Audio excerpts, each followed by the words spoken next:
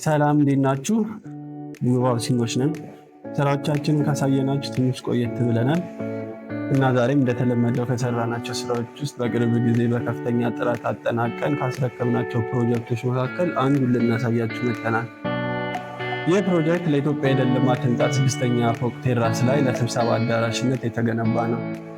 እንደሚታወቀው በውብ ሃውሲንግ ዘመናዊ የፕሪፋብ የግንባታ ቴክኖሎጂ ቀላል ክብደት ያላቸውን የግንባታ ስርዓቶች እንደምንጠቀምና ይህም የነባር ህንፃዎችን ጣሪያ ወይም የቴራስ ቦታዎችን ለተጨማሪ አገልግሎት እንዲጠቀሙባቸው ተስማሚ መፍትሄ በማቅረብ ላይ እንገኛለን።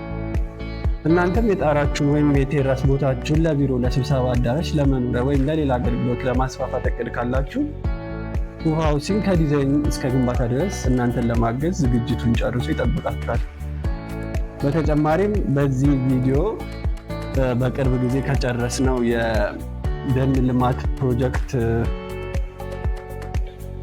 ህንፃ 6ኛ ፎቅ ቴራስ ላይ የሰራነውን የስራ ቪዲዮ አጋርተናችኋል። ተመልክታችሁ አስተያየታችሁን እንድትሰጡን እንጋብዛለን።